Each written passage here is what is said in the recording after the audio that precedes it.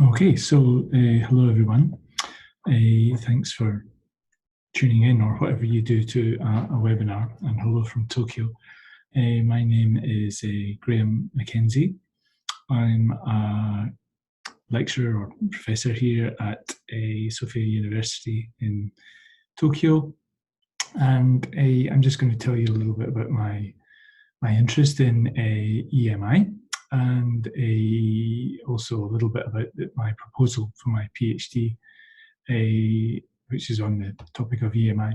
So very much at the embryonic stage, but that's what I'm going to do. So the provisional title for my PhD is, as you can see, Japanese English Medium Instruction Teacher Perceptions, and I'm really interested in professional development, the idea of agency, and the idea of English as a linguistic capital, which I will explain shortly. Okay, so let me just tell you a little bit about my background. I'm coming at this as really a language teacher. I have taught in a few countries, the UK, also the Czech Republic, Thailand, but most of my time has been here in Japan. It was a long time at the British Council here in Tokyo. And that's really where I became involved or interested in EMI. So when I was an academic manager there at the British Council, I was involved in designing courses and providing courses for EMI teachers, teacher training courses all over Japan. So these tended to focus on language, presentation skills, lecturing, that kind of thing, and they tended to be like one-day seminars. I also went to Oxford, to the Department of Education there, and was trained to deliver the Academic Teaching Excellence Programme that they had in conjunction with the British Council. And I joined Sofia a few years ago, Sophia University 4 years ago now. And it became known that I was interested or had been involved in EMI. So I have been involved also here in organising faculty development programmes for EMI teachers. This is what we do here at the moment at Sophia University for EMI teachers. One thing we do is lunchtime gatherings. These are very informal. They happen maybe 7 or 8 times a year, and different teachers come and do short presentations, or we have SharePoint sessions where teachers talk about issues in the class or good practice, and that's really about sharing ideas. I also have been doing for the past 2 years what we have called EMI induction sessions. So these are for teachers who are newer to EMI, and they focus both more on pedagogy really, but also a little bit on useful classroom language, that kind of thing. And we've also set up micro-teaching. So not so many take-ups this year, but last year we had quite a good group of about 5 or 6 teachers who, again, at lunchtime, we did about 20 minutes micro-teaching and then feedback from participants just to try out different aspects of teaching their classes in English. So what I really want to do is to evaluate what kind of programs are going to be most useful for EMI teachers. So that's kind of one of the angles I'm coming at for my PhD. Just a little bit about EMI in Japan. I'm sure many of you already know this, but I mean, as in many other countries, there's a real government drive to internationalize universities more, internationalize. It's a kind of common buzzword, as I'm sure you know. Universities themselves are keen to attract more foreign students, and also in Japan itself, because the population is dwindling, actually, especially of young people.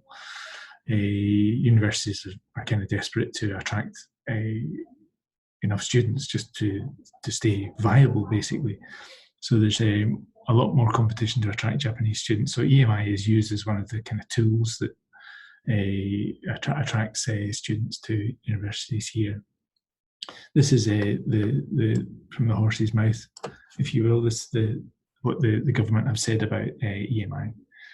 I'll let you have a look at it. Basically, there's you can see it's very important for Japanese universities to conduct lessons in English,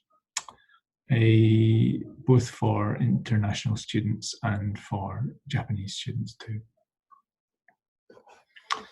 Okay, but I think we should also look critically at EMI, and obviously with somebody doing a PhD in it, I need to kind of look theoretically at EMI, and of course maybe the main well-known criticism comes from the Phillipson, the idea that English is pushing other languages out, and EMI is a part of this.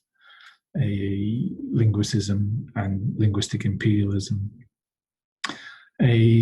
Also, EMI is seen as perhaps providing higher socio-economic ability for students who undertake it because of improved English proficiency. So EMI can be seen as a kind of a form of linguistic capital, to use the idea of Bourdieu. This might not necessarily be a criticism or an issue, but the problem is, as I see it, might be inequality. So what students have access to this capital,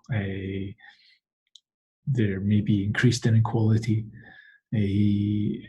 Certainly here in Japan, a lot of the universities who provide EMI programs are private universities, or a lot of, so we can see that it's kind of linked to wealth and economic,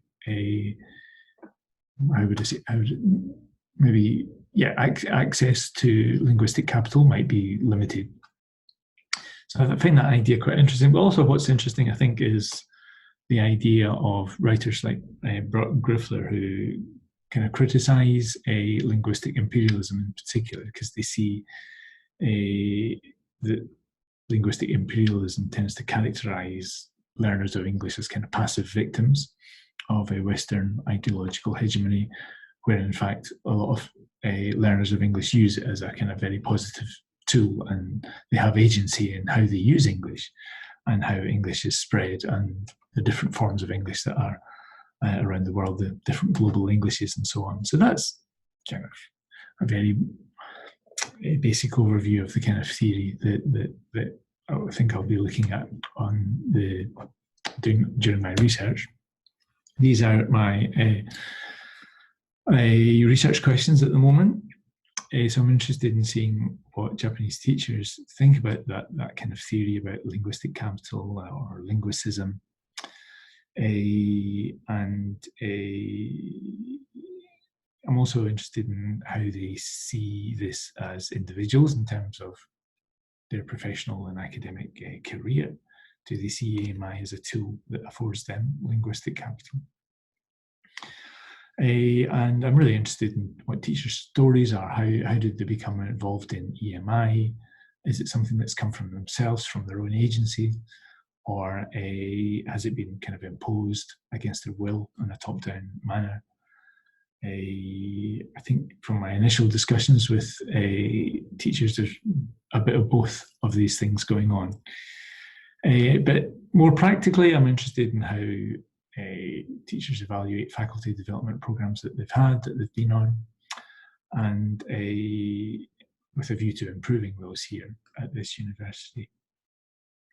Also, I'll be looking at the classroom itself, what issues exist for Japanese EMI teachers inside and outside of class, and what methodology is used.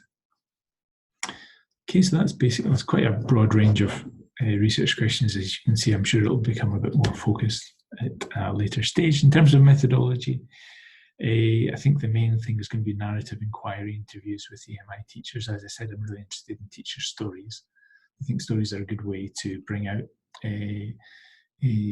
teachers' ideas about the theory that I've talked about and their own personal experiences. But I want it to be collaborative research. It's going to be framed as and I will help teachers in any way that I can.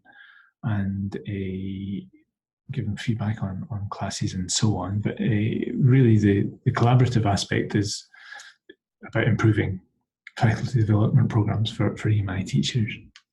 I'll also be observing classes, and I'd like to get some qualitative data from questionnaires after teachers have been through faculty development programs. Now, for the interviews, I'm looking maybe only about 6, but obviously I'd want more participants for the questionnaires.